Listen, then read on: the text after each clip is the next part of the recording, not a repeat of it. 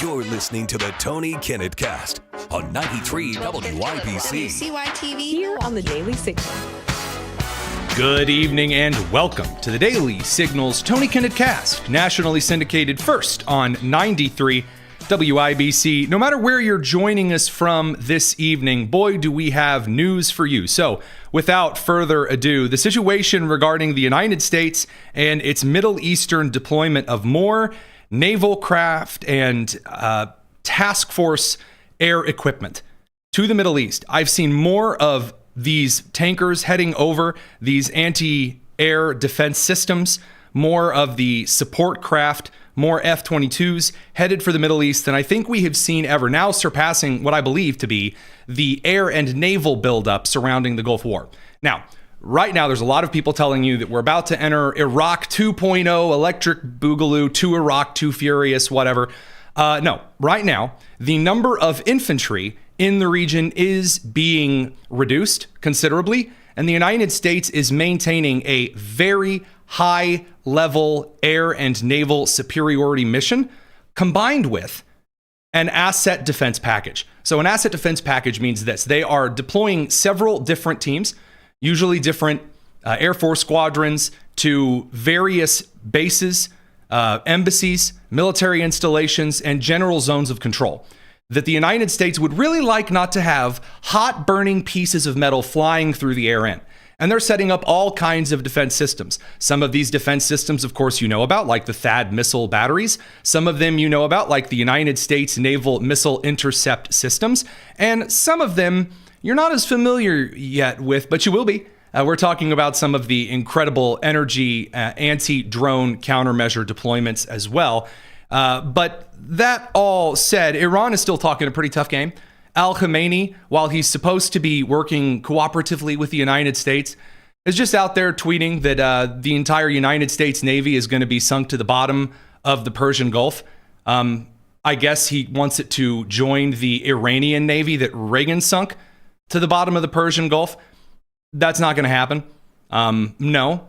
And as for the concerns about broader war breaking out in the Middle East, because we're going to get into some of the updates here before we get to some of the domestic side of news, Iran does not have an army ready and raring to go. They need the army at home to continue quelling unrest by their civilians who do not like the Iranian regime. Sam, I am. They do not like it. In Iran, they don't like it. They want it gone. It's not hard to understand. It's not really a difficult concept to grasp. And yet still, there are individuals who seem to claim some type of weird divination off of essential contrarianism on social media. This from, I believe, the CBS News team. Trump has discussed a timeline for Iran strikes, including as soon as this weekend, but no decision yet. So, according to the article, quote, Mr. Trump has not yet made a final decision about whether to strike, said the officials, who spoke under condition of anonymity to discuss sensitive national matters. Essentially, right now, the Ford is just about, Gerald R. Ford, that particular aircraft carrier strike group, is just about to pass the Straits of Gibraltar to get into the Mediterranean. That is not a necessary must-be in the Eastern Mediterranean in order for the United States to make some kind of a move. Just not. Now, this incredibly huge, and by the way, when I say just outright incredibly huge, never seen anything quite like it kind of deployment, I'm quite serious. The flight radar tracker, in which before a big military conflict, all of the transponders on aircraft are, not all of them, but many military aircraft are publicly displayed so that you don't crash into them in the sky and you can kind of keep track of general air traffic. More aircraft fueling tankers have been seen flying from at least 15 U.S. military installations, and then also topping off, for example, some of them in London, and then down through European installations heading towards the Middle East than I have seen. It definitely more so than the Gulf War. And past that, we haven't been using refueling tankers that much. So that aside, Israeli emergency services and the Home Front Command have been instructed to prepare for war as officials assess an imminent U.S. strike on Iran. That's according to several news sources. You're going to have to wait a little bit here. Notice you don't hear me making big predictions yet on the strike. But I will say this, right now there's a lot of equipment and very specialized personnel. The private military contracting agencies have been put on, I wouldn't say high alert, a status where they're basically told to stay put. A lot of groups, especially some of the maritime private military contracting organizations, some of the maritime groups, have been told to stay put, drop anchor, wait for a little bit. The Russians and the Chinese have announced that they're going to coordinate with Iran, according to their state media outlets, and close the Straits of Hormuz for a hot second and do a little naval exercise. If Iran thinks that it's going to drag Russia and China into this, no, that ain't happening. Ships can't even change their flag to Russia's and evade U.S. capture in the Atlantic or the Indian Ocean. It's certainly not going to change things here. On to other news matters. Out of Indiana, we're watching another horrible semi-accident that resulted in a fatality. According to Angela Ganot over at Fox 59 in Indianapolis, the Hendricks County Sheriff's Department released details about a fatal crash that happened in noon today in Avon. It's a western suburb of Indianapolis. According to multiple eyewitnesses, a Freightliner semi-truck with trailer was traveling eastbound on US 36 when it ran the red light at the intersection of County Road 525 East and struck a northbound Chevrolet pickup truck. The impact caused the pickup to travel across the grass median, where it then hit a Chrysler Sebring that was stationary on westbound US 36 in the turn lane. The driver of the Chevrolet pickup truck, 64-year-old Terry Schultz, was pronounced dead at the scene. She reported, and this earlier this afternoon, that crash reconstruction specialists are still on the scene conducting the investigation. The police department reportedly, again, this is according to Angela over at Fox 59, is withholding information about the driver of the semi. However, Indy reporter, friend of mine, good guy named Stephen, who does a lot of the cataloging of various incidents, independent journalist out of Indianapolis, has reported the owner of the semi to be Big Rock Transportation Incorporated. It was created in 2020 out of New Palestine, Indiana. That's just south of where we're broadcasting. Its incorporator is known by the name of Harpal Singh. And there appears to be multiple suggestions by earlier reports that the individual involved in this might in fact be another either low training foreign national that immigrated to the United States on a work visa or another illegal immigrant. We will bring you those updates as we have them. Obviously, given the situation regarding the horrible illegal immigrant vehicular homicide in eastern Indiana in Jay County a couple of days ago, this is becoming a kind of thing where a lot of Americans are telling their spouses just to avoid semi-trucks at all costs on the roads. There is going to be, in addition to the horrible trauma and loss of the families that are losing loved ones to this kind of behavior and actions and attitude, you are going to see, as time draws out, more individuals that start dealing with long-term trauma and avoidance patterns on mass transit through, for example, the interstate system or the state road system, because they're not willing to come into contact with untrained semi-drivers. Now, that aside, let's go to the third major story from the day before we dive into Zohran Mamdani and some of the Stephen Colbert stuff. So John Brennan, former CIA director under Barack Obama, the new subpoenas for the Florida court he's being charged in have been issued. He's under investigation for his role in fabricating the 2016 Intelligence Community Assessment, in which essentially he took information that Putin and the Russians weren't really involved in weighing on behalf of Trump to help Trump win the election, but instead sat on information that the Russians were suppressing information that Hillary Clinton was on Quaaludes and a manic, bipolar, depressive individual. I know we'll play some clips from her later if you don't quite believe me yet. And then fabricated a report to suggest that the Russians were interfering on behalf of Trump, which is not true. Sent that information. Obama then ordered the teams to then bring that information forward, and it essentially put the Trump administration in a holding pattern for the first 2-3 years of his first term in office. Now, as far as some of the charges for John Brennan, lying to Congress no longer appears to be one of the only things at play. Falsifying information and even as a head law enforcement officer, providing false information to federal law enforcement, which a lot of people are bragging about doing regarding ICE right now, that is a federal crime that carries with it a hefty, and I do mean a J.B. Pritzker hefty prison sentence. Radio crew, we got to send you off to commercial. Sorry, there's more news we're going to cover on the live stream, youtube.com/Daily Signals, where you can find that. It's the Tony Kinnett Cast here on the Daily Signal.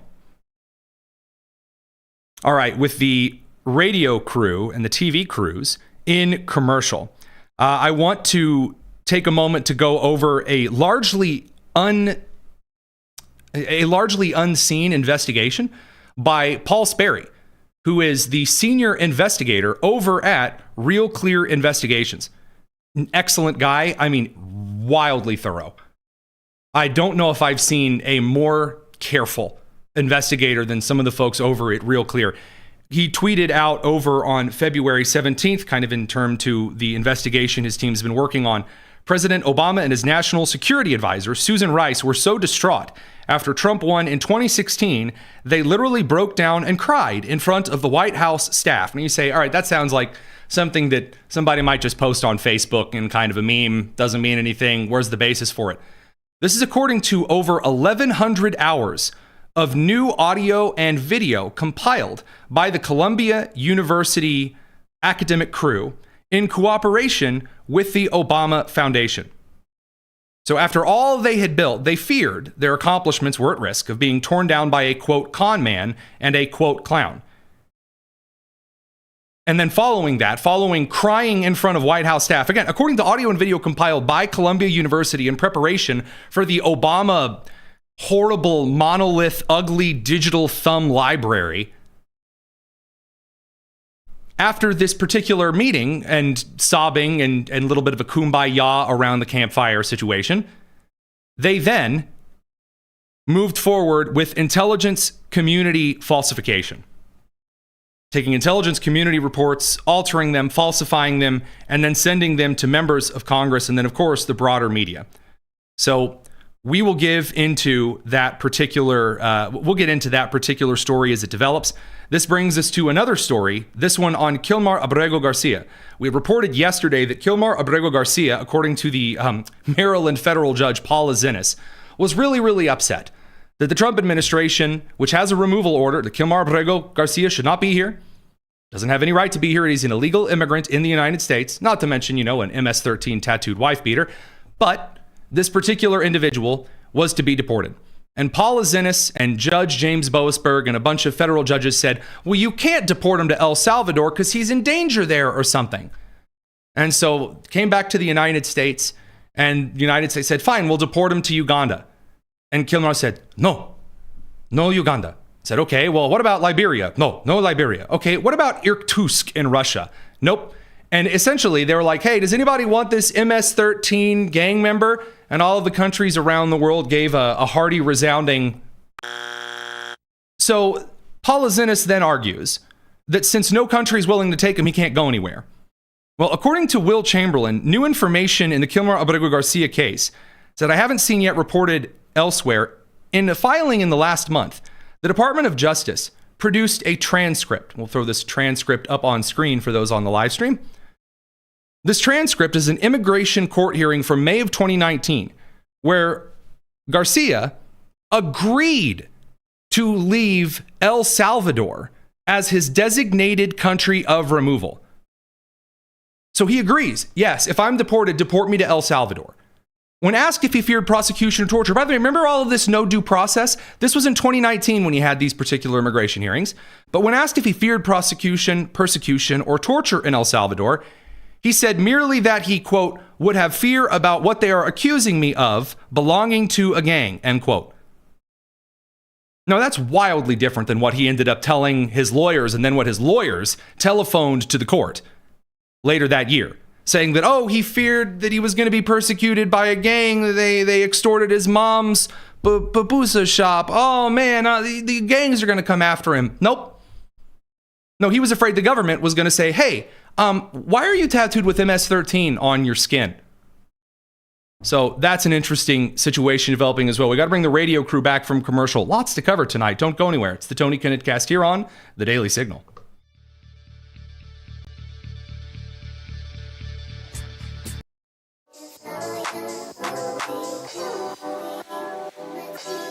The Tony Kinnett Cast on 93 WIBC.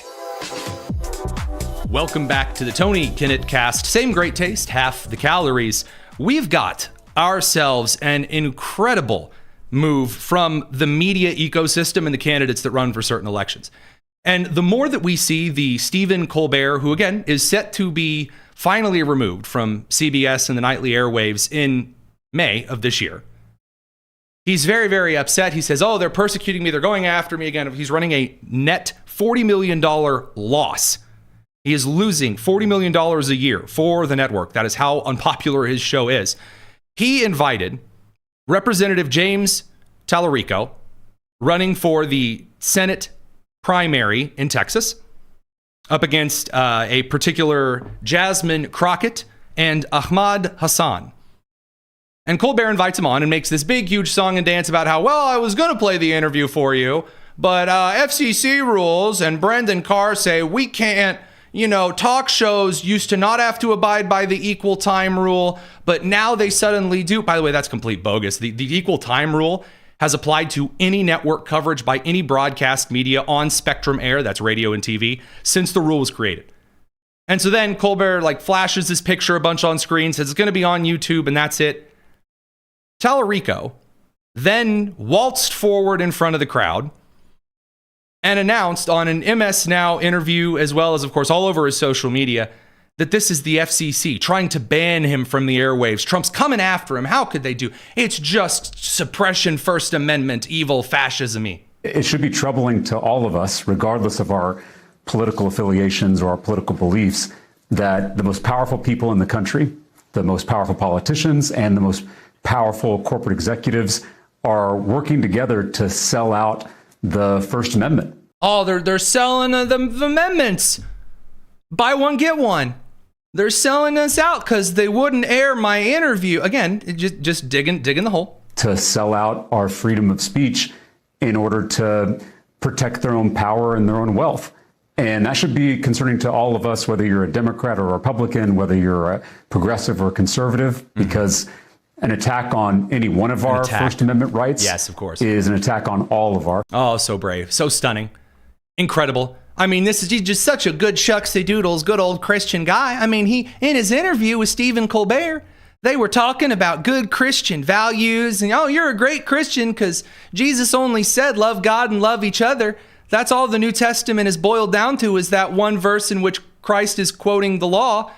That's all. That's totally it. I just want to thank you, Stephen, because I know you're not a politician, but you have really shown people in this country what Christianity should be and what it means to actually live out the teachings of Jesus, even in a talk show. Oh, wow. Yeah. That's what Christ only ever said. Just love God and love each other. And that's what you do, Stephen.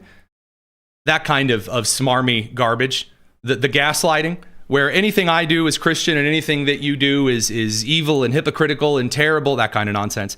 So it then came out that CBS slapped back at their own talk show host and said, no, we just gave you legal guidance that said, hey, just a reminder, if you have on Colbert, you're also going to have on Crockett. Now, just to level with you here, Jasmine Crockett is probably not, if they really wanted to push a lawsuit, the only person that he would have to invite on. So even the CBS lawyers were being really, really lax about it. And again, I talk about the FCC and the rules that we live in here on Spectrum Show because since we're juggling, I work for the Daily Signal. That's a nonprofit. That's one side of things. Of course, also the radio stations that we broadcast on, those are on Spectrum Air. One of the TV stations we syndicate to, that's on Spectrum Air. There's a lot of FCC and IRS rules we comply by, and we're very transparent about them. Now, not only does CBS come out and announce that Stephen Colbert is a big liar, but the FCC response by Chairman Brendan Carr makes it clear, sweetie, if you're going to be stupid, don't also be loud. You had a Democrat candidate who understood the way that the news media works. And he took advantage of all of your sort of prior conceptions to run a hoax, apparently for the purpose of raising money and getting clicks. And the news media played right into it. I think yesterday was a perfect encapsulation of why the American people have more trust in gas station sushi than they do in the national news media. Thanks to Western Lensman over on X for that particular clip. And he's very correct. Now, Talarico has made a lot of money off of this. According to several articles, as of this morning, he has made over $2.5 million in campaign donations since this whole thing started. Now, by the way, voting for the Texas primary has started. What interesting timing. Now, if it is found out that Colbert and Talarico agreed to this before off air, and there was a pre-prepared fundraising text ready to go, this could absolutely be ruled by the FEC as an in-kind contribution to his particular campaign. Jasmine Crockett, who is one of the other two Democrat primary individuals in this particular situation, she's probably saltier than just about anybody because it's starting to look a lot more clear that Colbert was desperate to keep Jasmine Crockett away from his show to air a particular interview with her right before the primary. We did receive information suggesting that the federal government did not shut down this segment, number one. That is my understanding, that the federal government didn't shut this down. And we will do an official statement once we get another official statement that we anticipate is going to be coming from. Now, by the way, the official statement that we're waiting for, that I'm very, very, very much guessing is going to come from the DNC or the Progressive Caucus at the very least. That's what I would suppose. Such statements. How do you throw a punch without throwing too many punches? Because you don't want to do a Kamala Harris where you once called Joe Biden racist, now you're his VP. You don't want to be Jasmine Crockett, call Talarico racist, which people have already called him racist, and accuse him, say, of silencing a black woman, and then turn around, he's the nominee, and now you have to encourage people to go vote for him. That's what she's trying to avoid. The reason that I am so particular on this nonsense is because of a comment made by Caitlin Collins. Now, I know Caitlin Collins of CNN a little bit better than some because I knew her back when she was working at the Daily Caller. As in, over coffee knew her when she was over at the Daily Caller. And she went on Stephen Colbert and made one of the wildest accusations that I think I've seen, especially from a media anchor. And she kind of calls some of us out directly. So we'll give her a chance here. And I think it's actually a really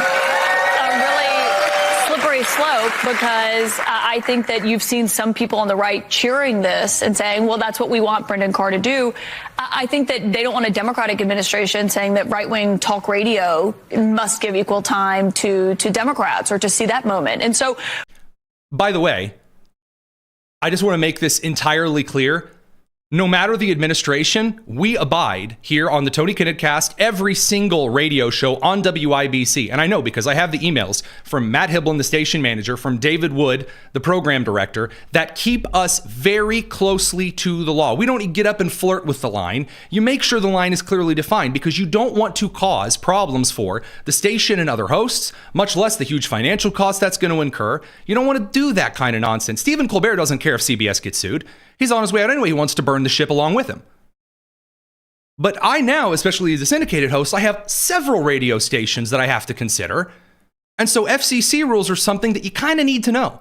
Radio crew, in friendship with some of those FCC rules, no matter who's in the White House, we're going to send you over to commercial break. And I'm going to do a little explaining here on the live stream side of things about why Caitlin Collins probably should start talking out of her mouth and stop talking out of her rectum. It's the Tony Kinnett Cast here on the Daily Signal.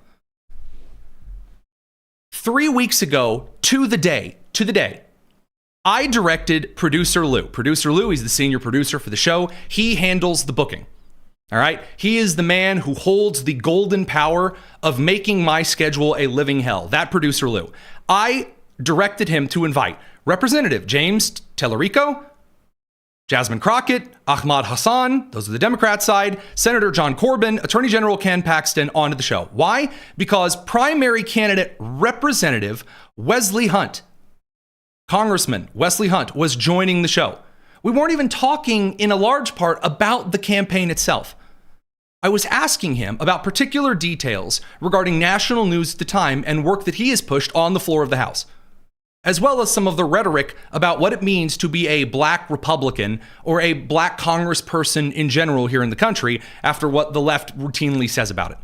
And immediately, without missing a beat, Lou has the email ready to go. He emails Talarico's crew, Crockett's crew, Hassan's crew, Corbyn's crew, Paxton's crew onto the show, even though it's a primary season and we could probably just get away with inviting on Corbyn and Paxton.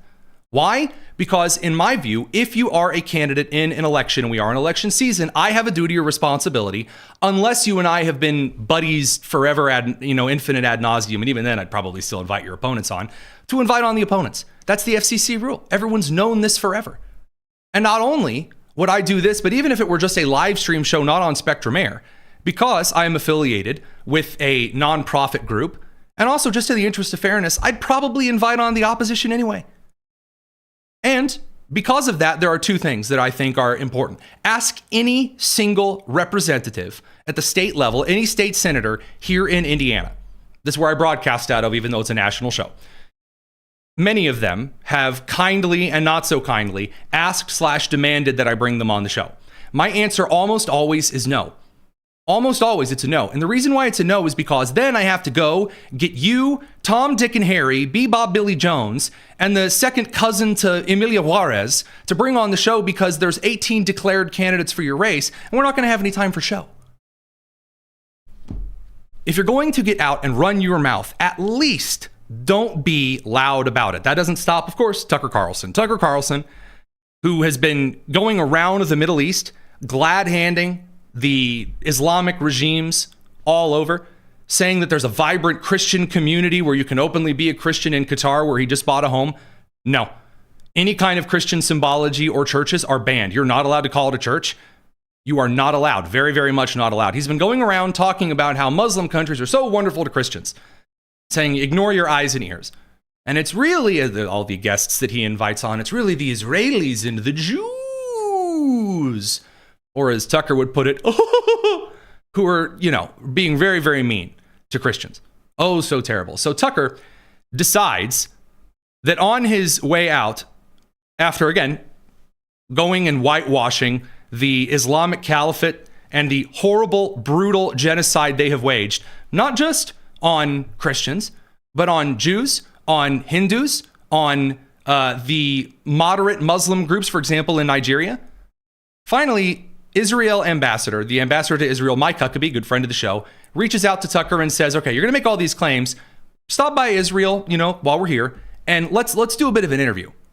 Well, come on, interview me, we'll talk. You can ask me what you asked Ted Cruz about population statistics or whatever, and we'll call it a day.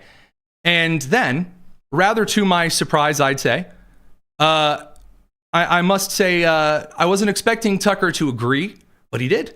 And he showed up in Ben Gurion Airport, and then, well, we're going to get into it. We've got to bring the radio crew back from commercial. It's the Tony Kinnett Cast here on the Daily Signal. See you soon.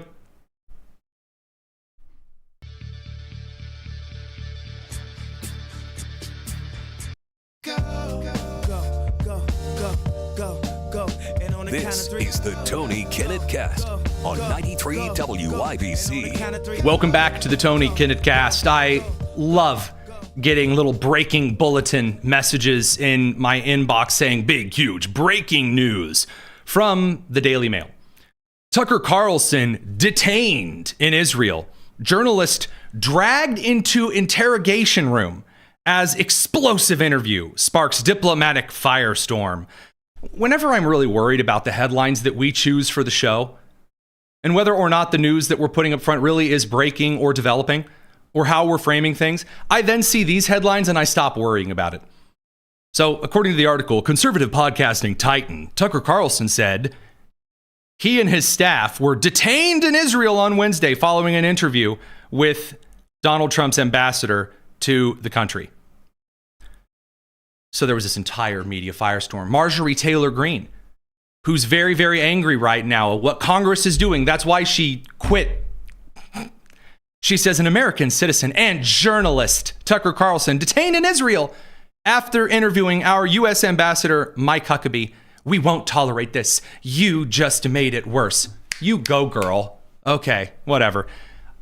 Yeah, he's lying. He's lying.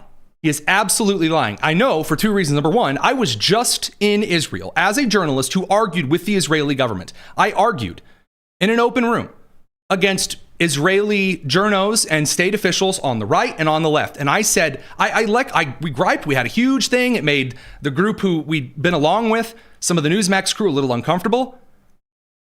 And then on our way out, all of the journalists who were there, we did what is called an exit interview for the country. Because if you're a VIP who comes to Israel, there is a major airport, and then there is a small private wing airport section outside of the security gates, because the security gates are a huge mess and it's interesting. But there is a small diplomatic reserve area where Tucker went to do his interview with Mike Huckabee. And then, just like everyone else, and I'm talking all the way from the right to Dave Rubin, all the way over to Anderson Cooper on the left, have had interviews with customs like you do here in the United States. Hey, why are you here? What are you doing here? Did you get anything while you were here? Etc., etc. None of this special detainment happened. A spokesperson for the U.S. Embassy denied that Carlson was detained and claimed he, quote, received the same passport control questions that countless visitors to Israel, including Ambassador Huckabee and other diplomats, receive as part of normal entrance and exit from Israel. I'll go one further. I have it over. My passport is on the vanity shelf. They don't even stamp your passport regularly, especially if you were there on diplomatic or journalistic business. They print you out a little ticket showing entry and exit times and other information that the U.S. Border Patrol should probably start using in that kind of a system to the individual who is coming in or out of Israel. It is complete, absolutely 100% garbage. Now, I see one of the comments, not exactly sold, and says, and I quote, "What the actual F does your experience have to do with the veracity of this story, Tony? You were brain dead." Okay, so check it out.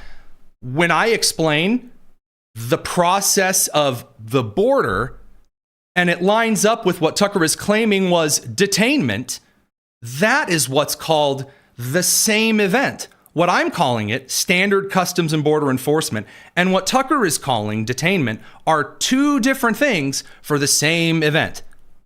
Quote from the U.S. Embassy: "The only engagement the embassy had with Israel about his visit was to coordinate his private plane landing as part of facilitating a seamless visit." That means not having to go out of the airport and then go back into the airport. It was Tucker who chose only to come into the country for a few hours and then depart. And Tucker received the exact same treatment of any visitors into Israel. That is 100% true, based on the records that we have from the airport, the records from the embassy, who do have to keep track of U.S. citizens that do fly even just into the airport for a few hours. And of course, we all know the reason that Tucker wants to make this a big deal. He wants to do the Greta Thunberg thing. They arrested me and they put me in a holding cell. And really, there's a video of like an Israeli handing her like a sandwich and then putting her on a flight and telling her to leave. Tucker came in. He did an interview with Huckabee. I'm sure it'll upload and it'll be some amazing survivor story journey. And then that'll be it. And by the way, the reason that I bring up my particular instance is that I was just there. We did shows from there. I took pictures from there. There was a very, very angry Israeli man who the Israeli officials insisted we cut in line in security as special diplomatic service individuals that I disagreed with. And I say that as somebody telling you this story because I really get annoyed when I go somewhere and experience something and someone else goes there and just ignores everything around them in order to tell you something totally different is going on. Case in point, Zohran Mamdani. Zohran Mamdani, the mayor of New York City, has now announced that because his government is doing so many successful, amazing things. Remember, he promised that on the working man, the working class, middle class individuals, taxes weren't going to go up. He promised rents were going to freeze. He promised he wasn't going to cut the police force. He promised he wasn't going to come in and upend a ton of stuff. Well, then, once he got into power, now he's announced he was always going to do all of this stuff. And he's only doing it because things are going so well. So Zohran Mamdani announced, we covered this yesterday, that because his major, insane $172 billion budget for New York is so massive and bloated due to social service programs that he's extending, especially to illegal immigrants, Zohran Mamdani had to do a couple of things. So he had to raise property taxes, which is going to raise the rent. Number two, he has to reach into New York's rainy day fund. Number 3, he has to reach into retirement and pension investment accounts for seniors. So he had to go rob the old people. And finally, last but not least, he has now announced that he will be cutting 5,000 new hires to the New York City Police Department. So NYPD, 5,000 officers. There are articles from 2022 through 2025 in which outlets from Reuters to the Associated Press to, of course, the New York Times cite a serious hiring crisis, a staffing crisis in the NYPD.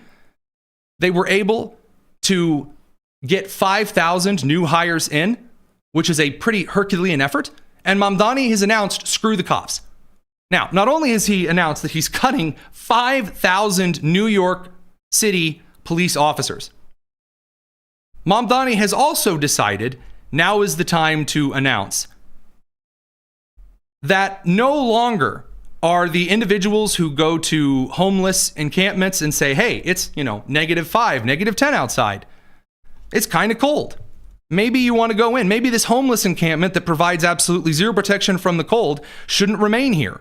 Originally, that was something that the police or the Department of Homeland Security or other similar agencies would handle. Now he has announced that the social service agencies of New York City, which are already stretched extremely thin, will be responsible for handling all interactions with any homeless individuals on the street. So the thing that he just admitted didn't work because of, again, the friendly therapists that went around and said, hey there, how does this cold make you feel? And the drugged out homeless person went, "Argh!" and which I guess translated means, I'm fine, leave me alone. Don't think I'm just being offensive. That's on camera what happened. And then those individuals died of exposure. 19 dead in New York City. And now Mamdani said, you know what, that works so well. Now it's standard operating practice and policy here in New York. Which is, I'm sorry, there is nothing in that suggests the warmth of collectivism is doing a ding for just about anybody. Radio crew, we're going to send you guys over to the commercial break. We got a couple more stories to cover tonight because the news isn't slowing down. It's the Tony Kinnett Cast here on the Daily Signal. Now, just in case you were thinking that only New York City is horribly run, Minnesota is, abysmal. And I'm not talking the Joey Tribbiani interpretation of abysmal. I mean beyond atrocious. Just as a small note here, I do want to point out a huge thank you to those who have given super chats or have joined channel memberships. Patricia Clampett, a very kind $2 super chat. You don't have to do that at all. Jeff D, USMC, yesterday $15 super chat. Comparing Rob Bluey to looking like a younger version of Basil Exposition from Austin Powers. That's really funny, by the way. I must admit, we really do not need any of that kind of stuff. We are very grateful to those who do. I'm sorry I don't keep as up to date on thanking individuals for it. So before we get into some of the other Minnesota-style news, again, CB, FJS, or 7SU is also joining channel membership. And you guys don't have to do that, but we do appreciate it. The Department of Homeland Security has now announced that the Immigration Customs Enforcement they've announced the arrest by ICE of a Liberian national who was working as a Minnesota corrections officer while allegedly being absent without leave from the Pennsylvania National Guard and falsely posing as a U.S. citizen despite lacking legal status. Authorities say the 45-year-old Morris Brown, this is according to the Office of Public Affairs for DHS, 45-year-old Morris Brown was identified during a major fraud investigation in Minnesota. You know, the one that Attorney General Keith Ellison and Minnesota Governor Tim Walz said wasn't needed, didn't matter, no questions. That during a major fraud investigation in Minnesota, he was also accused of marriage fraud. You know, shout out to my girl Ilhan Omar.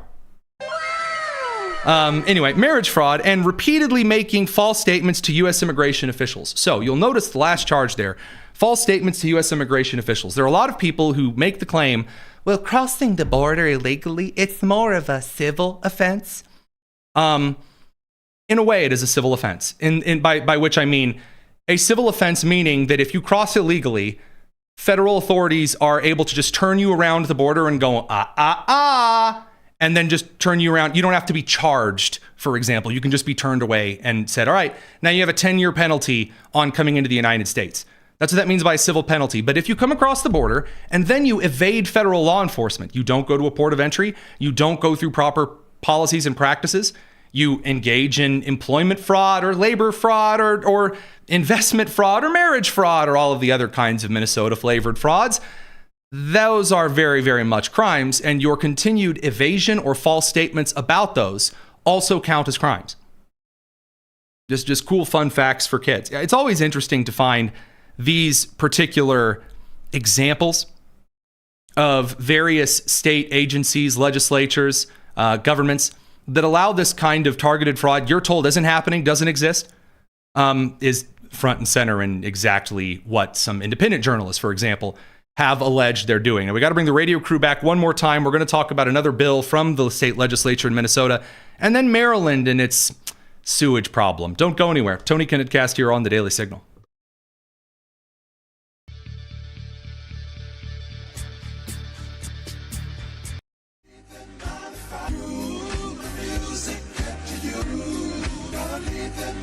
This is the Tony Kinnett Cast on 93 WIBC. Welcome back to the Tony Kinnett Cast here on the Daily Signal, nationally syndicated first on 93 WIBC. I know you could be tuning in to a evening news and analysis show that was written by 11:30 a.m. and the news is all old and stale and about as useful as J.B. Pritzker at a Slim Fast convention. But alas, I gotta level with you.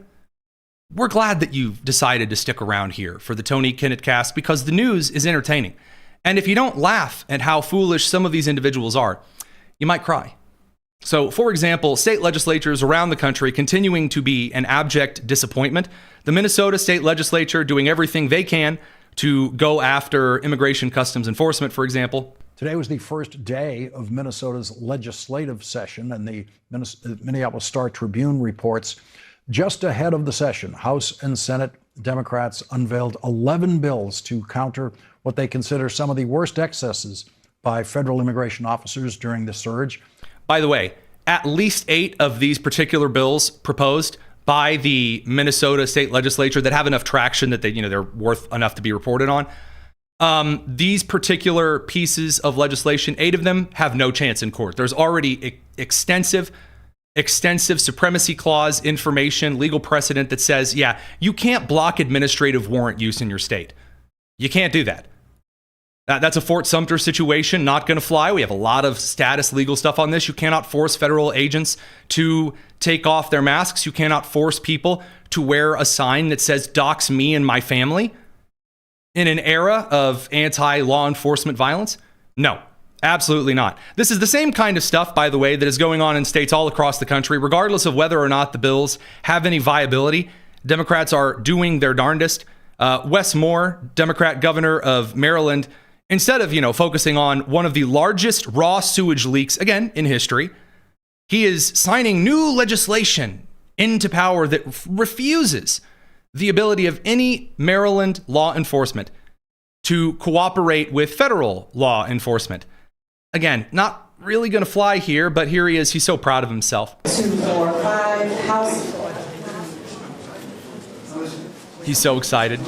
He's like tapping his little fingers. Oh, when am I going to get to sign the bill? He wants to be president so badly. So he just thinks he's this prima donna up on pet show display. Oh, I'm so great. Look, it's SB 245. She brought out the same little signs that they use to say who are men and women and what bathrooms they should go to. They, or maybe a hymnal announcement in a Methodist church. Senate Bill 245, House Bill 444, Public Safety, Immigration Enforcement Agreements, Prohibition. We'll have the sponsors. First picture will be the sponsors. We lined up a bunch of pictures for it. While they're taking photos over a bill that is not likely to be popular with Maryland voters, We do have Wes Moore completely goofing it over on the sewage situation, in which a ton of untreated raw sewage continues to flow into canals and the Potomac. Response, and officials have told CBS that some of that aging infrastructure is a concern, that this particular pipe wasn't even of the most urgent concern. Do you know if the government is looking into which other pipes could be at risk of collapsing? Well, the next step in this process is for any of the three local jurisdictions involved, whether that's the Commonwealth of Virginia, the state of Maryland and Governor Moore, or the District of Columbia, to step forward and to ask the federal government for help and to ask for the Stafford Act to be implemented here. Now, the reason this is particularly important as a response, Wes Moore was just signing legislation all over as fast as his little wrist can flick it off the paper. We don't want the feds here. We'll do it ourselves because we're Maryland, known for the Naval Academy and, well, we're Maryland. Okay, so he's beautiful, big announcements, exciting. People took a moment from stabbing each other in Baltimore to look up at the heavens and praise Wes Moore for eliminating federal cooperation with the state. And Carolyn Leavitt from the president's office is making it clear. Well, if they're so, big and important and incredible, their sewer, they can fix it. Reach out. Say, hey, we'd like a little bit of assistance here. Why does FEMA have to come wipe your behind, no pun intended, when you're busy flipping off the rest of the federal government? So that the federal government can go and take control of this local infrastructure that has been abandoned and neglected by Governor Moore in Maryland for far too long. In fact, now there's a really interesting point to be made from the comments, actually, from Artemis. Can you imagine if a private company was responsible? Yes, I can. Yes, I can. There would be House investigations, the kind that actually come with incredible bam slam, thank you ma'am, major hundreds of millions of dollars in penalties, people probably sent to jail, corporate licenses revoked, all that kind of stuff. After all, AOC told us that Deloitte, maybe she meant DuPont, not Deloitte, the accounting firm, that Deloitte was responsible for pumping all of those chemicals into the Cleveland River. And remember that? A couple of weeks ago? All of a sudden, what have you heard from AOC about this? Oh, nothing? Nothing? She's busy being confused over where cowboys and horses come from? Excellent. I mean, that's just, you can't buy that kind of leadership. That's stellar. Excellent point from the comments. And by the way, Lenore points out those pipes were built in the 60s, which means there's a pretty decent chance that they included some of that awful tar wrap paper piping, the kind that is about as thick and trustworthy as a unicorn whisper. And so, in other words, what I'm saying, yeah, Maryland probably should have been on the ball with this one for quite a while and didn't, because passing the buck and, hey, man, if I can't see it, it certainly isn't a problem. It's not exactly as though the people in Baltimore deserve nice things or the people on, living on the Potomac. Sure, they may get cholera, but that's a risk I'm willing to take. I'm Wes Moore. I want to run for president or something. Now, you do have some governors that are willing to admit things are bad. They just really don't have the perception, maybe the circumspection, to recognize what they're complaining about has a little bit more to do with their job as governor. I'm talking about J.B. Pritzker, roly-poly-oly himself. Here you go. The problem is clear. Rent is too high and home ownership is too far out of reach. Now, I do appreciate this because there was a meme that was popular back when I was in high school of an older gentleman who would walk on TV. He would go, I represent the rent is too damn high party because the rent is too damn high. And we played that clip ad nauseum forever. Because it used to take more in some particular debates than just getting up there and saying, the rent is too high. But again, despite, Pritzker getting out there and announcing, I do appreciate the sign language person, which is behind every single Democrat person making a statement, looking as though she just got crop dusted by J.B. Pritzker. Great moments on camera, but I don't want to be unfair. We'll let him start again. The problem is clear. Rent is too high and home ownership is too far out of reach. The cause is clear, too. We are not building enough homes fast enough. We're not building enough homes fast enough. Gee, I wonder what top 5 states have polities, have localities that restrict building development. Project for Middle Class Renewal at the University of Illinois issued a report last summer showing that we will need to build 227,000 more homes by 2030 to keep up with demand. In many places, local regulations have made it too difficult and costly to build new housing. Oh, the local, like he says local, as though there's a bunch of Republican districts that are to blame for this. According to the Illinois Policy Institute, in 2019, Illinois is number 3 in the entire country as the third most regulation-heavy state. 259,832 state restrictions in Illinois, delineated in 15.1 million words of legislation. It would take 21 full work weeks for a fast reader to go through all of these regulations. Radio crew, we have to send you out for the evening. Do yourself a favor, don't move to Illinois. It's the Tony Kinnett Cast here on the Daily Signal, nationally syndicated, first on 93 WIBC. Take care. All right, now that they're off in end-of-time commercial land, the gaslighting is incredible. The rent's too high. These regulations are awful. J.B. Pritzker signed in a ton of these regulations on claims like environmentalism. Oh, you can't build a house there. The Saskatchewanese left-footed flea has made its home here, probably, for millions of years. It was worshipped by the Shoshone Macaroni tribe as their medicine bug. You can't take... There's an angry lesbian. Quick, somebody, ban construction. Third in the country for most regulation. And this lump has the audacity, when he's not, stealing millions in blackjack earnings, to get in front of the country and say, oh man, we need to start looking at these regulations. 27,000 more homes by 2030 to keep up with demand. In many places, local regulations have made it too difficult and costly to build new housing. Some of the rules even have shameful roots that go back to the days of redlining. By the way, some of those legislation pieces, in fact, 26 of them that he's citing here that have roots that go back to the days of redlining, he recommitted, meaning that he signed legislation to keep those into practice. So, Steve, I'm going to go with J.B. Pritzker is doing we're trying to find the guy who did this from We'd Like You to Leave. Yep, excellent stuff. Problem is a failure to modernize and keep up with the changing times that we live in. Remember when Elon Musk was dragged through the mud for wanting to modernize? He came out and said, the problem is there's all these mines full of all of these documents stacked on top of each other. And no one can read them because they're not on a computer. And a bunch of other things that Doge said. Do we really want to still be, measuring particular things in like frog bladders? And the left said, oh, that's terrible. What if he gets a hold of somebody's social security number? But Pritzker, all of a sudden, he's modern man. It all adds up to bureaucratic red tape that unnecessarily increases costs, delays construction, and frequently kills projects altogether. Oh, there's a big surprise. That's an incredible... I think I'm going to have a heart attack and die from that surprise. Wow.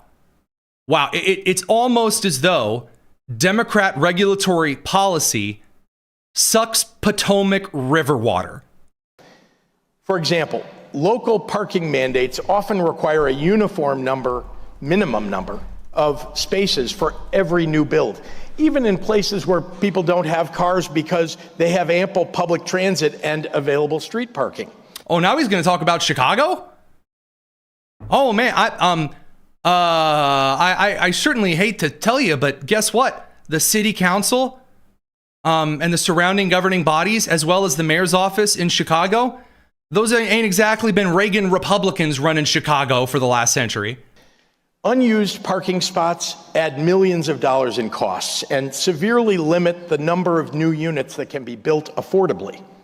Now, I will remind you that the Trump administration came in. And I recognize I'm getting a little bit of flack in the comment section. That's a terrible Elon Musk impression. Yeah, nobody said it was pretty. But when Donald Trump came in, he said, I got Elon Musk here. We've got Sean Duffy, transportation. We've got energy. We've got Lee Zeldin EPA. They're going to cut regulations. 10 regulations cut for every one that we add. It's going to be great. Better than we've ever seen before. And people like J.B. Pritzker said, oh, that's terrible. Oh, my gosh. That's horrible. How could you just cut regulations? All of the bald eagles are going to be extinct. They're going to level the Rockies and put in a parking lot. Counting Crows is writing another song. I mean, gee willikers. He probably wants to build homes for families. That sick, terrible real estate developer of a president. Now, the State of the Union is coming up in 6 days. We're going to be covering it here. It's going to be a long, fantastic show. We're going to have studio producers all going to be in. We're going to have guests, our Daily Signal team from Washington, D.C. covering this. And we're going to look at some of the victory lap stuff that Trump brings up. And I sincerely hope that cutting all of these regulations, for example, the chicken tax fuel economy crap from the Biden administration and the Obama administration, those kinds of things are great for the economy. And of course, most importantly, and I think important to all Americans, gets Tony Kinnett that much closer to buying a Toyota Hilux. Oh, so much. But I digress. Back to some of the news, because, no one else is going to cover it, so we'll do our root and tootness. There's a lot of hullabaloo over the Save America Act, and deservedly so. Senate Majority Leader John Thune is getting ratioed. That means there are more comments than there are likes on a post. He's getting ratioed on every single thing he posts on media right now because he got in front of at least a reporter, if not some kind of the wider media in print, and said that bringing up the SAVE Act was going to be like a long, difficult fight.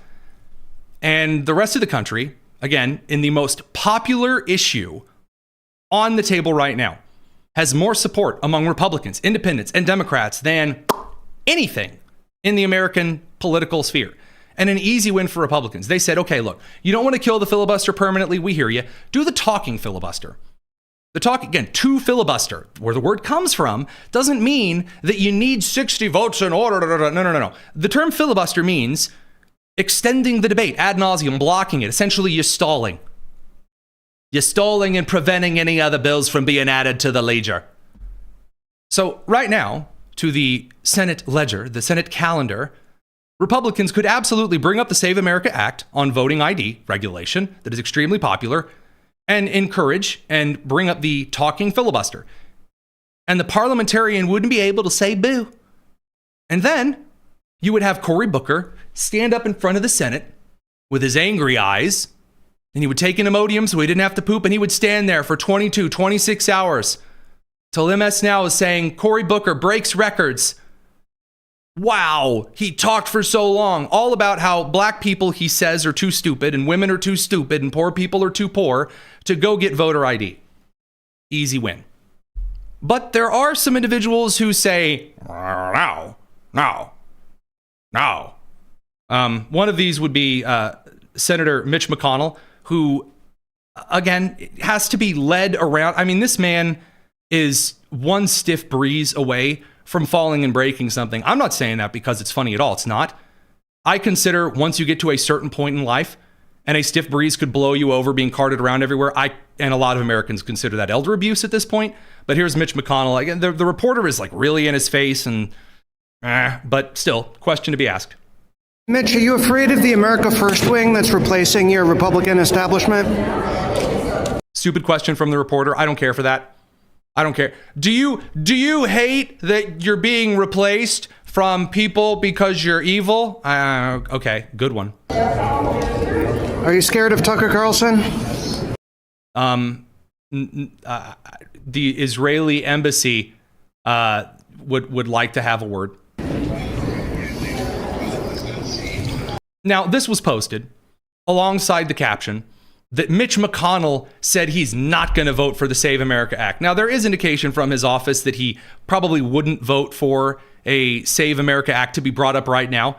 It's unknown whether or not he would vote yes or no in the situation. If Susan Collins, though, is a yes from Maine, I think that McConnell's probably going to end up going for it. So, again, please do watch the clips that, are supposedly aired it. No. Now, again, McConnell has been asked repeatedly his opinion on certain legislation. A lot of rush up and ask you a question kind of reporting. is more miss than hit when it comes to the Capitol. But there is a lot of pressure. There was a lot of pressure on Thune to get this done. We'll have to see. Carolyn Leavitt also got one of these, let me talk first, then get around the question. Now, again, I'm going to level with you just very, very briefly here, you, me, and Dupree. One of the only good things on planet Earth, and I mean there are very, very few reasons that there was a good thing for some of the gatekeeping regarding the earlier White House press secretary room, is to avoid questions that aren't questions. I hate them. I hate them. I hate it when people have a question for the press secretary or for a congressperson. They're like, I have a question, and then they start telling you this whole paragraph of stuff. Ask the question. So anyway, we get some guy talking to hear himself talk for a while, and then Carolyn answers the question, I'd say, pretty handily. DHS closed and the SAVE Act IDs. Both of these could get solved in 15 minutes if Senate Leader John Thune simply got rid of this phony 60-vote cloture rule and got 51 votes, and that would be the end of it, because everyone in this room knows if the Democrats take over, they'll get rid of that rule in 90 minutes. Okay, 24 seconds now. You're not here. If I have been to the White House press room, not during a press briefing yet, stay tuned. But if I do, in fact, ask a question to Carolyn Leavitt or whoever is at the podium, like I did, for example, during the Rollins presser a couple of weeks ago, you don't need to tell your life story. Just get around to it. Yes, yeah, you know what, dude, we get it. You're Republican, you're conservative. Dude, same. I hear you. I agree with you. Don't need you, because we all know that. Yeah, you're the journalist asking the question, though, man. Get to the point. Already tried it one time, and the two Democratic senators that stopped it are no longer there, Manchin and Sinema. President Trump is backing a lot of these senators for re-election, and yet they will not get rid of the 60-vote cloture rule, which is holding everything up. Again, do you have a question? I agree. And by the way, that's even a good observation. Yes, Trump is backing a lot of the Senate re-election, including in some primary races where there are people who aren't putting pressure, maybe on Thune, to move forward and get this stuff done. So, to quote Jerry Seinfeld, what's the deal with that? But you got to ask that question. What is the president's position on John Thune in the Senate finally getting rid of this so this legislation can get moved? Well, the president has a good relationship with Senate Majority Leader John Thune. And she then proceeds to say he would like to see the bill passed and the filibuster removed, because he's already on the record saying that. Trump's already on the record. I think they should get rid of the filibuster. I don't really care for it. They got to get legislation through. Just do it. Trump Nike commercial 2026. So again, the motivation, the momentum is there. I would humbly request, just me here, as a fellow conservative who wants to see the Save America Act passed, can we not do this in the most obnoxious and annoying way possible, please? Por favor. Can we not? Can we not just get up there and do stuff that annoys the crap out of people? One of the reasons why, for example, Chief Justice John Roberts of the Supreme Court has been ruling in favor of Trump on a lot of cases that he was not supposed to rule in Trump for, maybe that he wouldn't have a couple of years ago, is because Chief Justice John Roberts has been poked and poked and poked with sticks and knives by the left on everything for so long. He's like, fine, you are so annoying and retarded. I'm going to just pass it. I'm going to just rule in favor of what the Trump administration's constitutional practice is here. And John Thune, I believe, could be in the same place. But by getting in front and going, hey, Thune, we're mad. Yes, I agree. We are mad. But making a big spectacle out of it to the point where you're the annoying child throwing a fit in Walmart, no, don't do it. Don't be the AOC to spurn Chuck Schumer. No. Now, again, I think that there should be a big, huge focus on this, and I think they should toss that stuff aside. And I think, yeah, he should. Again, bring it before the Senate. But this silly nonsense in which there's like, oh, I got to get my 15 minutes of fame on camera for this. No, not what it's for. Now, speaking of being angry in really embarrassing ways, Hillary Clinton. Pokemon, go to the polls. Hillary Clinton. She is coming hot off her amazing Munich Security Conference appearance, in which she said Trump is, yeah, you guessed it, bad. Yeah, you impressed yet? And not only is Trump bad, but also, yeah, maybe the migration stuff wasn't so hot. And then also she did the weird trans panel and said, everything I don't like is, a violation of human rights. She then took to American media. Why? I'm not entirely sure. But she's out here now announcing that, yeah, Democrats are working to hurt straight people, white people, men, because if there's one thing Hillary Clinton knows, it's how to win an election. We haven't gotten to the more perfect union, and we fought a civil war over part of it. And people have been protesting, for hundreds of years that, things were not as they should be, given our ideals and how we should be moving toward them. So I think that's what makes us so special as a country. And the idea that you could turn the clock back and try to recreate a world that never was. Joe Scarborough looks as though he's about to shove scissors into his ears and twist. Dominated by, let's say it, white men of a certain persuasion, a certain religion, a certain point of view, a certain ideology. It's just doing such damage to what we should be aiming for. So she does this interview every once in a while. She comes back and she says the exact same talking point that, again, is not effective in a 2026 time of year, getting into the midterm time, I should say, a midterm election season.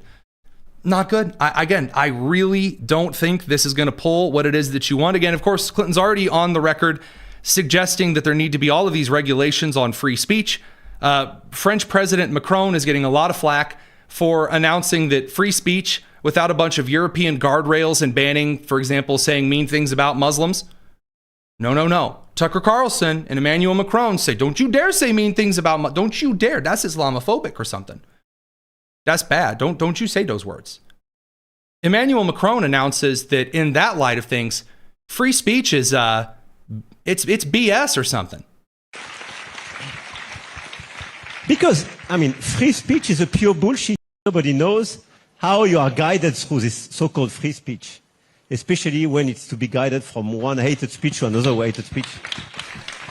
So then all the individuals behind him start it's BF, free speech, unguarded, free speech, it's terrible, we hate it. I just want to have a transparent road through these different speeches, and I want, by the way, to have a sort of public order. I want to avoid racist speech, hated speech, and so on. Yeah, that's why France is doing so well right now.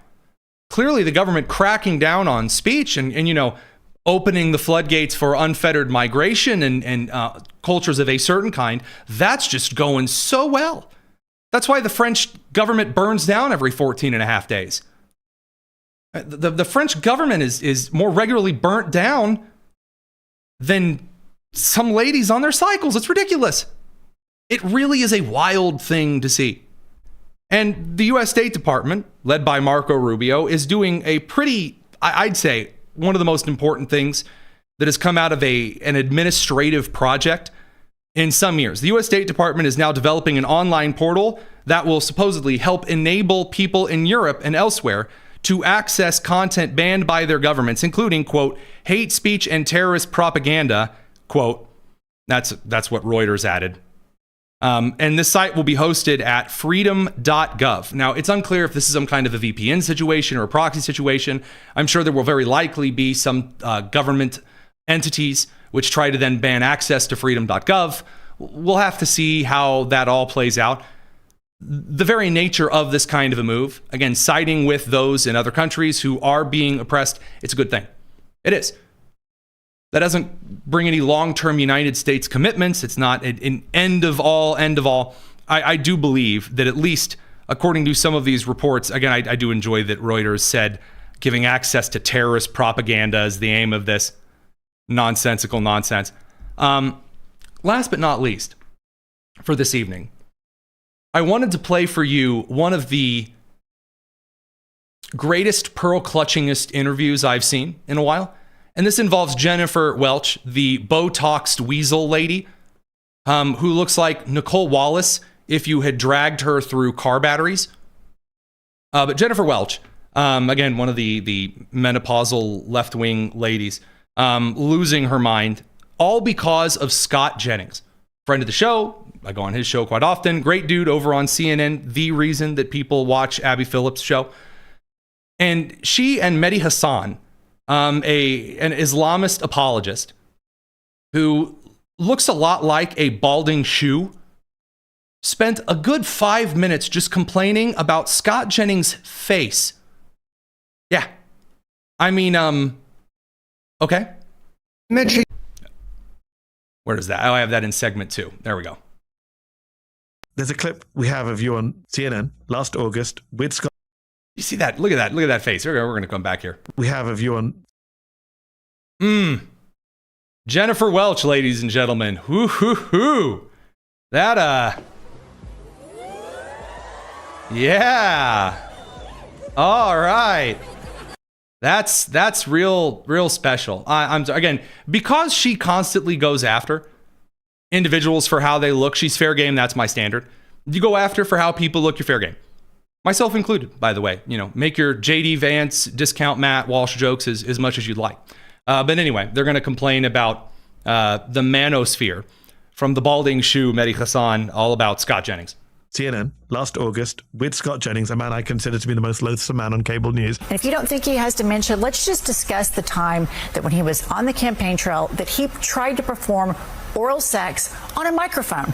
If Joe Biden did this, I hope this is what Democrats do next year. If this is the Democratic strategy, congratulations, America. You've already reelected Republican majorities as far as the eye can see. Yeah, because Trump's approval is in the low 30s. It's in the low 30s right now. Listen to this one, he says, picking up his mug and making that face of his. What a beta cuck. What a sad man. Oh, look at her. And then he does like he does a little imitation of it, which, you know, I enjoy that. By the way, what Scott's saying is true. If you go into 2026 going, they're sexist and they're like bad, and oh my God, like not even good for the environment. Oh my God. Like if you do that, and Scott Jennings going, yes, please do that. Please go into 2026 with this. By all means, you lead with this. There's no defense against that because then she has to articulate why it's appointment. And you see, she's also offended. Having to bring up a clip all the way back from August to whine about. Not a whole lot going on. Again, I will reiterate, we are going to be changing our set pretty soon because I have noticed every single podcaster now has the fake 1960s, early 70s era wood paneling slats that are like $20 to $40 a board based on how hellish your state is. But anyway.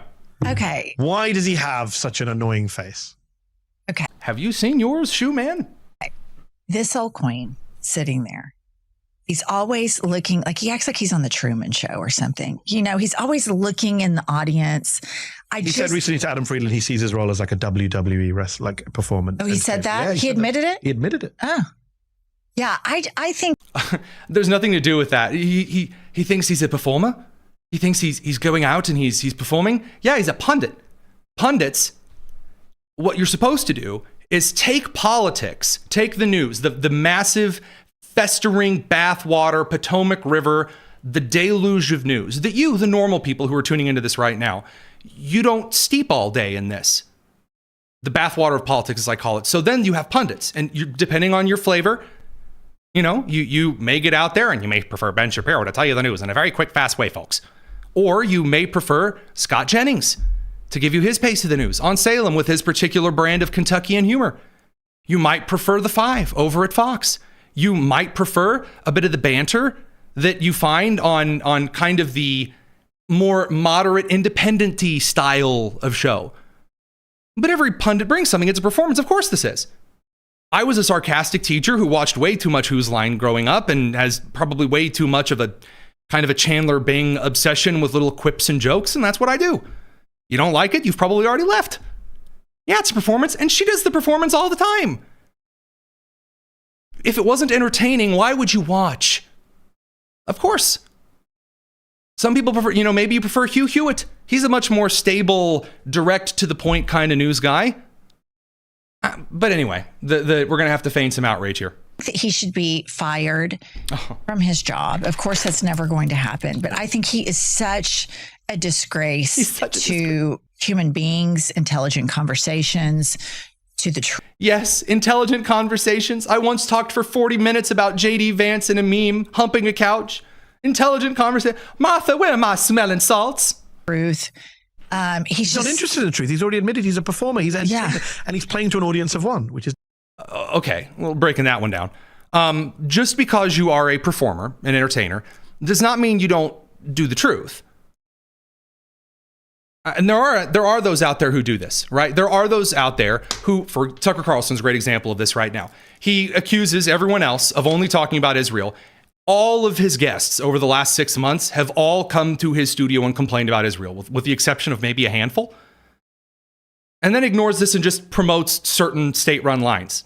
You know, let's pick any state, Qatar, for example.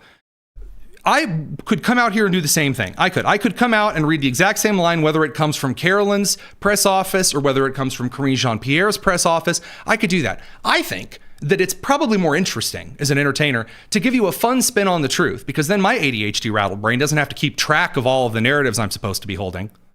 And then number two, then when I make a prediction and it comes true, then I get to be proud of me being right. I'm not always bending over and kissing the ring or shaking my fist, kind of on the opposite and going, you're not responsible for this, because that's what you're going to see at the State of the Union, right? Republicans are going to stand every 13 seconds and they're going to go, yay, wonderful, amazing. And then the Democrats are going to boo and you're going to go, brother, this guy stinks. You're going to have Al Green going, them dastardly deeds undone. And then Lauren Boebert's going to stand up and go boo. And it's going to be theater along party lines, right?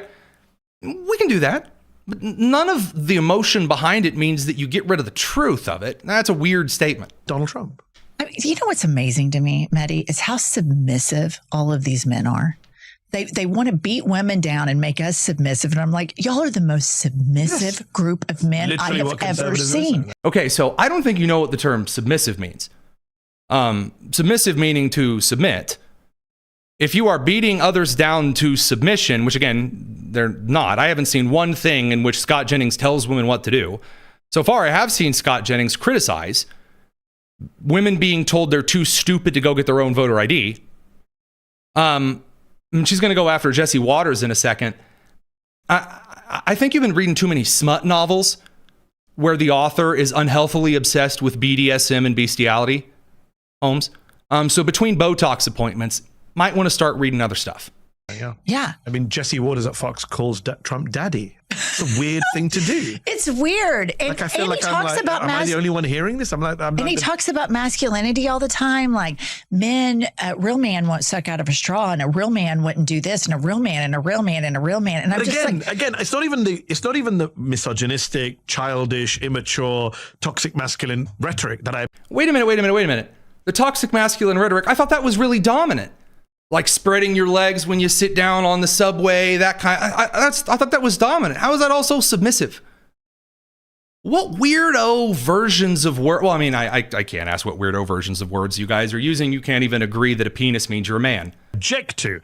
It's that Donald Trump is the guy they think is the real man. Again, it's like the cult. I don't mind the cult. It's the guy you've decided to make your cult leader. Right. Same here. I get why lots of men will sit around and say, we need to be more manly.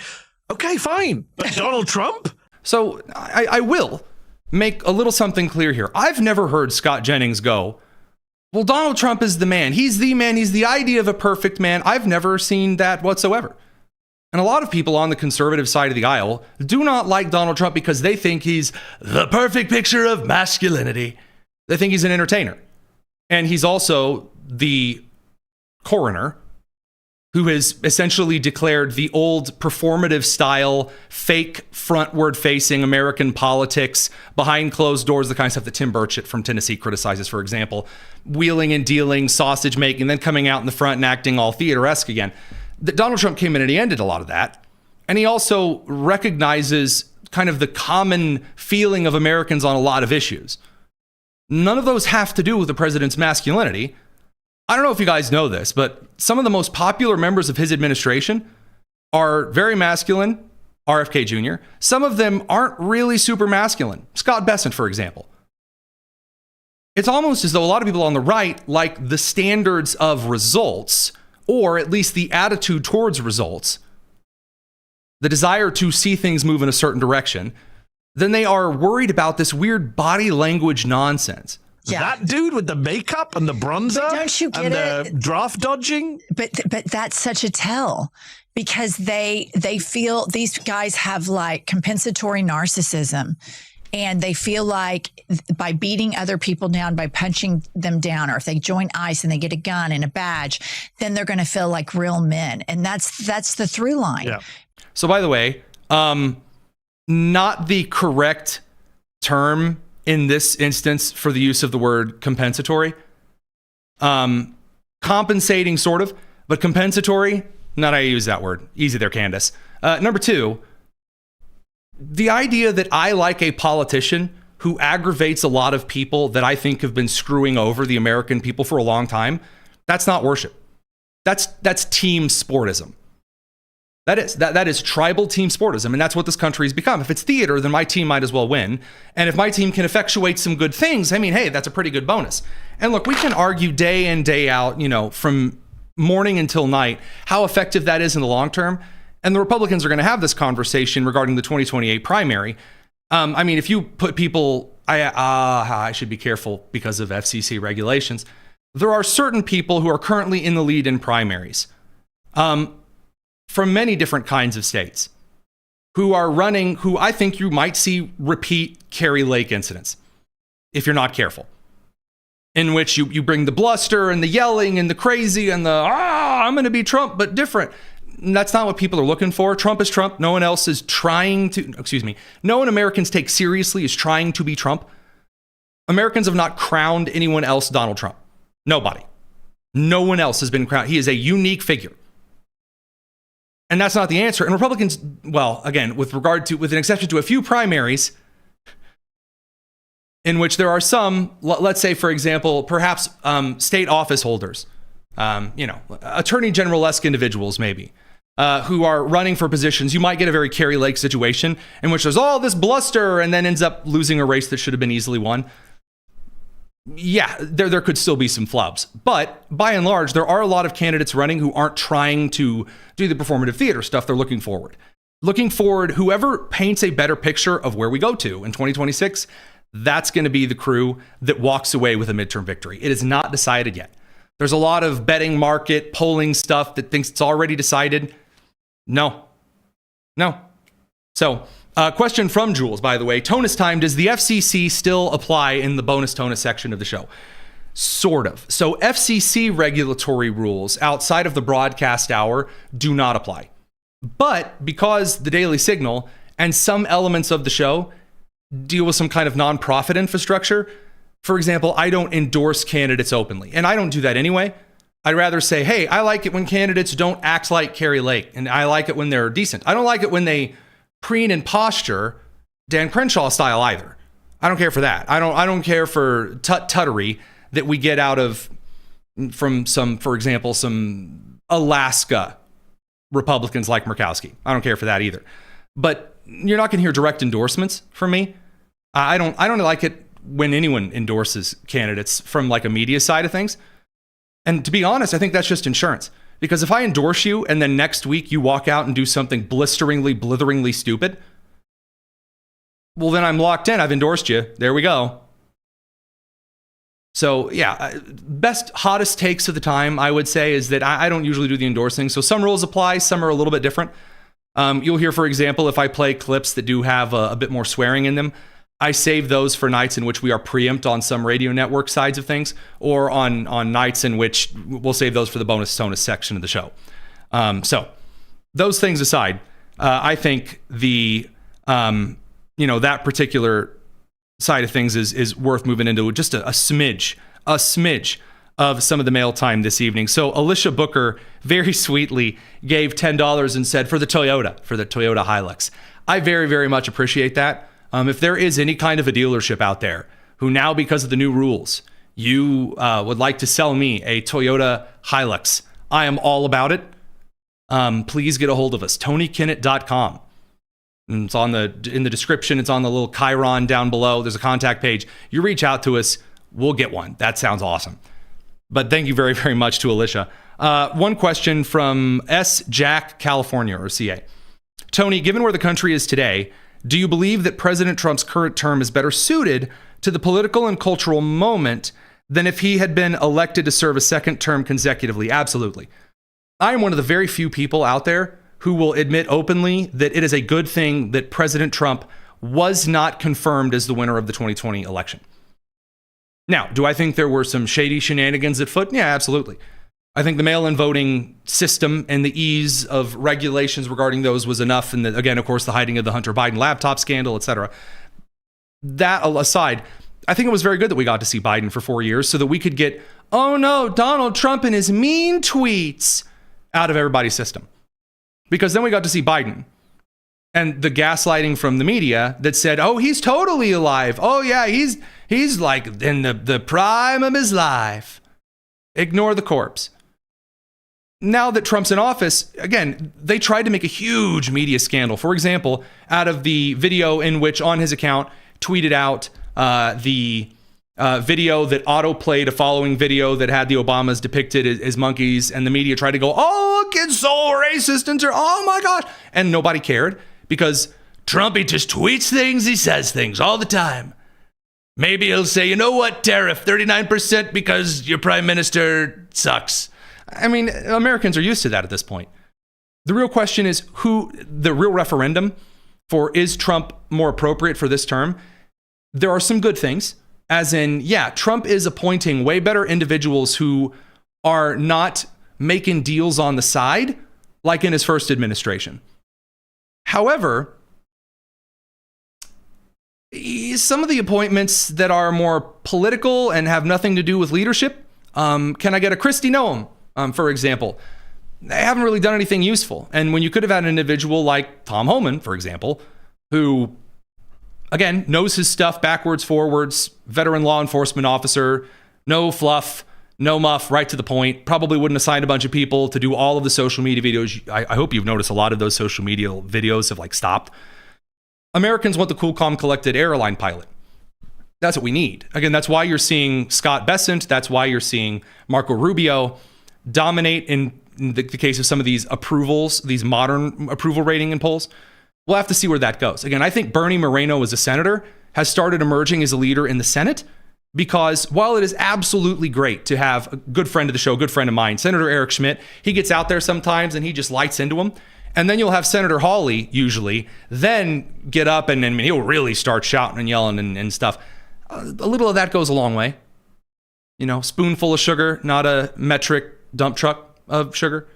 So I still think that Trump absolutely is more effective in this administration. Again, he took all of that time to craft the America First Policy Institute, which is literally just the Trump administration's copycat or the Trump team's copycat of what the Heritage Foundation operated as for prior kind of administrations, just policy think tank. Here's where this comes from. Here's the data. Here's where it's going.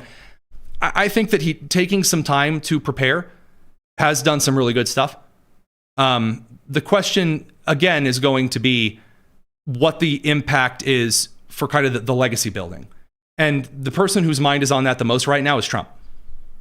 All about the legacy. So that stuff aside.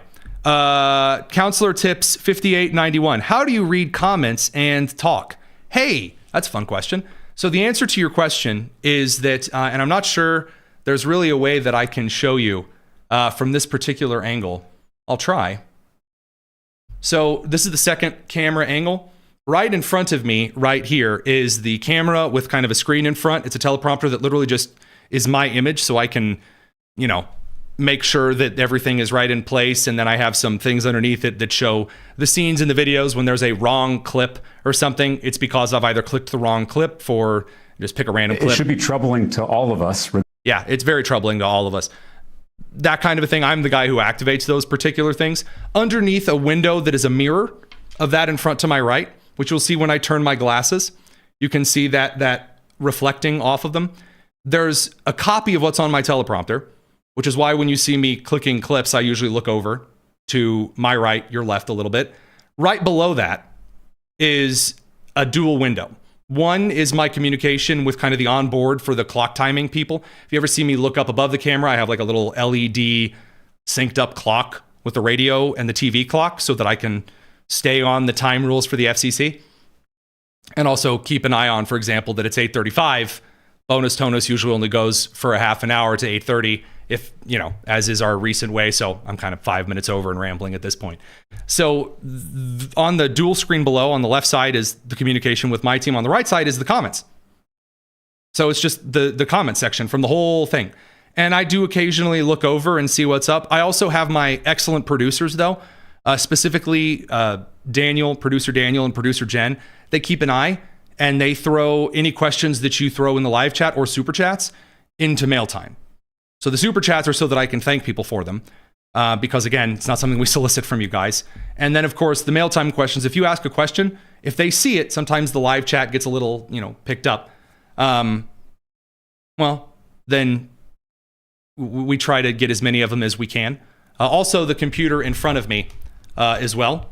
That I kind of have a smattering of everything on the screen. So I have my notes, my bullet points for the show.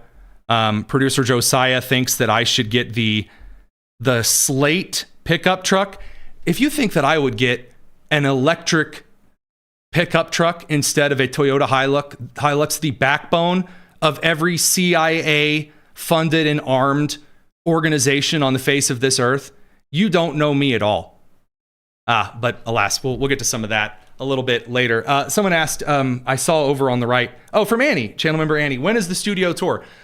We're still working on it. We're getting ready to raise the floors up in here, along with completely rebuilding the set, because as I've said before, I've noticed far too many podcasters, analysts, show hosts on TV, radio, podcast sphere, wherever. They all have this background, and I don't care for it. No matter what color I dye it, it's the same. It's this wooden slat background. Don't care for that. Everyone's using it. And also, these black IKEA bookshelves have been here forever. There's too many books. It's too busy. Things have changed. You can't even see the Daily Signal logo. It's not even in focus because it's not the right kind of lens. We're getting there. We've got all kinds of things. I'm getting the itch to get a better mic as well and finally return this one to WIBC. I definitely did not take it. So we've got some stuff in the future on that side of things. Up there's the old microphone that I used originally, the wrong kind of microphone for this, but hey, live and learn. So with that kind of stuff said, I would say I've rambled enough. So I really appreciate you guys. Oh, they're copying you. Blue Arrow, that's very kind of you. I don't think so. I saw it. I liked it. I asked very kindly producer Lou and producer Daniel to somehow balance it onto my... No, I think we had a trailer for that. I don't think I balanced that on the Corolla on the way home through Greenfield, Indiana, on a windstorm day, like the old fake shiplap look. So I don't know. I'm interested. There's a couple of sets that I'm kind of curious about for the future design of the show. I guess maybe I should, just to keep the live chat on the screen here, and flip it back to the beginning screen where you can actually see. Yeah, there we go. Now that live text can be on the screen here. Ignore the timer that says 0.00. Obviously, that doesn't matter. We've already counted down for today. I've thought about an epoxy panel. We had something custom cut, this really nice aluminum thing. Is it in here? Oh, yeah, here it is. I'm going to break a rule and get up on screen.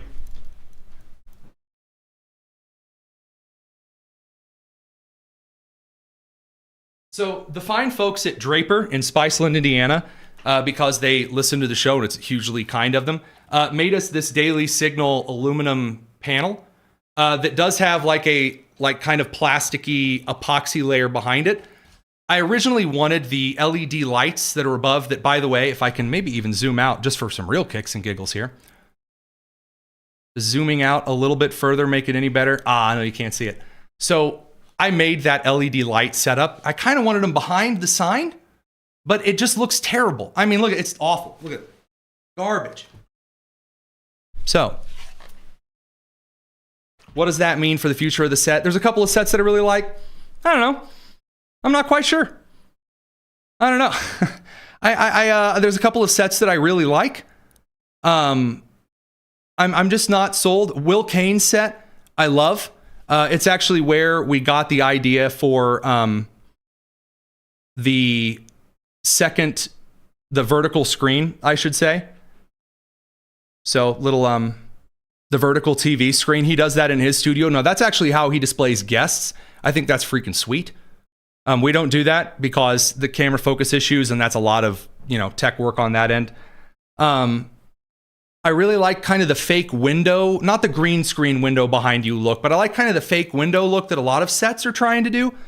Obviously, first one that comes to mind, Ben Shapiro's set. I like the fake Nashville skyline behind him. Obviously, you guys know I'm obsessed with the Indianapolis skyline because I'm a Hoosier. So something like that, maybe. But if it looks cheesy, I don't want to do it. So we haven't really decided yet. I don't know. Maybe. You have any ideas or anything like that? Or heck, I don't know. You do something in set design. You want to sponsor our studio redesign? You let us know. I mean, we're still talking about the concrete and the framing construction individual for the studio. They have permanent sponsorship slots here on the show. So, Matt Walsh Fish. I don't know. Those of us with hearing issues, the lights changing is really distracting. I'm sorry that the Aurora, that's a GE lighting kind of preset called Aurora. I can change that up a little bit and make it kind of a basic something. I do that for some TV hits, but the coloring gets off and it's kind of weird. And I don't know, I've been doing the Aurora for a long time because it's an easy effect you don't have to do too much for. So, I don't know. Sometimes it's really flashy and exciting, and sometimes it's just not all that worth it. So we'll keep that stuff aside. I try to do what it is that we do here. So that all said, appreciate you guys. Think you're excellent. And we will be back tomorrow evening, 7 p.m. Eastern, for the Tony Kinnett Cast. I have been reliably informed it is Thursday tomorrow, not Friday. So I'm not going to say we're about to round out the week. You guys have a wonderful evening and take care. I'm Matt Davis, CEO here at Maranatha Baptist University, and I'd like to invite you personally to Maranatha's 4th annual Leader to Leader Conference on March 5th and 6th here in Watertown, Wisconsin. This event, sponsored by our School of Business, offers 2 days of practical insights, valuable connections, and leadership development that will impact your career no matter your field. This year's conference includes keynotes from Ken Barbick, a Maranatha graduate and former Senate-confirmed Assistant Secretary of Agriculture, and currently serving as a senior lobbyist and advisor to Fortune 500 companies. My friend Tony Kinnett, another Maranatha grad who now serves as a national correspondent and syndicated radio host for the Daily Signal. And Adam Morgan, president of Majesty Music and a former member of South Carolina's legislature. Becoming a more intentional, effective leader starts here. Take the next step in your leadership journey and join us March 5th and 6th for 2 days of learning, networking, and growth that will set the tone for the rest of your year. To learn more, visit mvu.edu/leader-to-leader. Can't wait to see you here on Maranatha's beautiful campus, March 5th and 6th for the 4th annual Leader to Leader Conference.